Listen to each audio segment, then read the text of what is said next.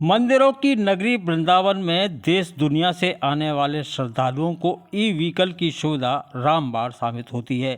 लेकिन इस e vehicle के संचालन में सरकारी सिस्टम ग्रहण की तरह कार्य कर रहा है, जिसे लेकर एसोसिएशन के पदाधिकारियों में आक्रोश है तो वहीं आंदोलन की चेतावनी भी है।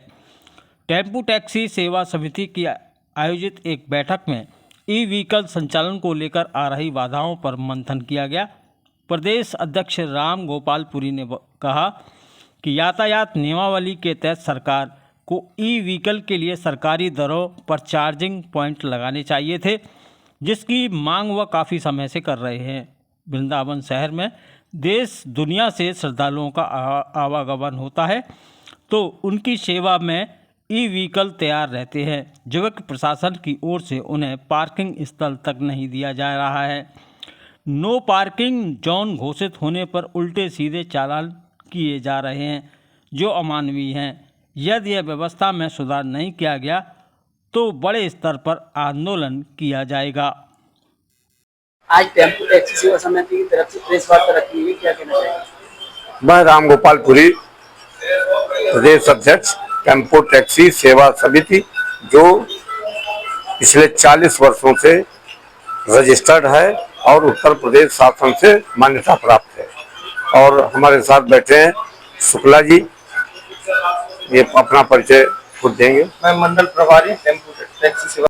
देखिए, वृंदावन पूरे विश्व का एक जाना माना पर्यटक स्थल है।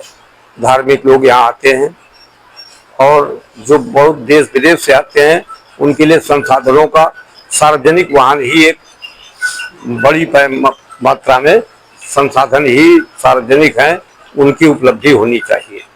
उपलब्धि में टेम्पो टैक्सी सेवा समिति के लोग यहाँ जो प्रशासन यातायात विभाग का काम देखता, चाहे वो मथुरा हो या वृंदावन, 20,000 ई रिक्शा और ऑटो रिक्शा चल रहे हैं। 20,000 ई रिक्शा को के लिए कोई प्रबंधन नहीं है।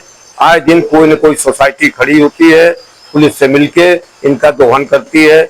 कोई QR कोड बनवा लियो तो उसके नाम पर 1500 रुपया दे दो, तो कोई 500 दे दो। पिछली दफे एक आई, उसने प्राइवेट सिक्योरिटी गार्ड खड़ा करके प्रतिबंध यातायात का पूरा इन्फोर्समेंट विभाग ही ले रखा था। हम लोगों ने बवाल काटा, ई रिक्शा वालों ने बवाल काटा, वो लोग खत्म हो गए। हम निरंतर मांग कर रहे हैं कि इन सबकी जांच होनी चाहिए। ये सोसाइटी रजिस्ट्रेशन एक्ट के अंतर्गत पंजीकृत होते हैं। ये दातव्य संस्था है, ये डोनेशन के लिए जानी जाती है कि इनको कुछ देने के लिए चाहिए और ये वसूली करते हैं।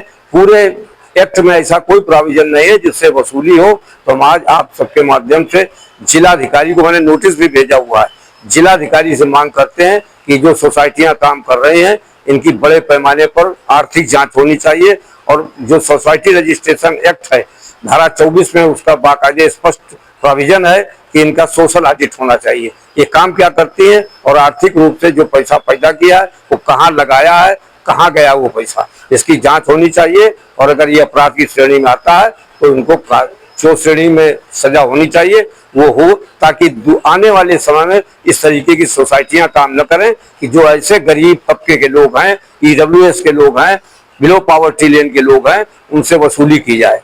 इनकी सेवा करना, इनकी व्यवस्था बनाना ये सोसाइटियों का काम है, जो टेम्पो टैक्सी सेवा समिति ही करती है पूरे उत्तर प्रदेश में। मैं 4 बातों के लिए आज हमारी सोसाइटी जिसने निर्णय लिया है वो मैं आपके सामने रखना चाहता हूँ।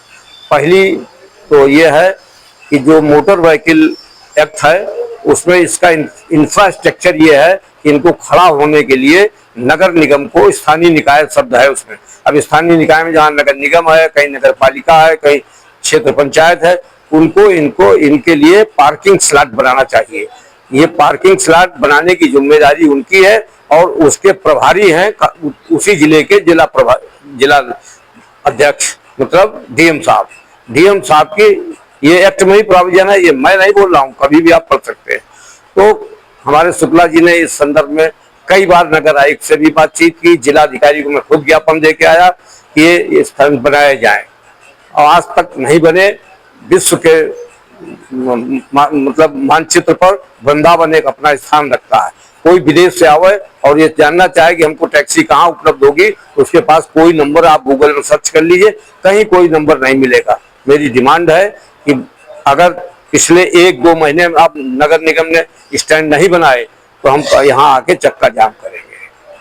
शुक्ला जी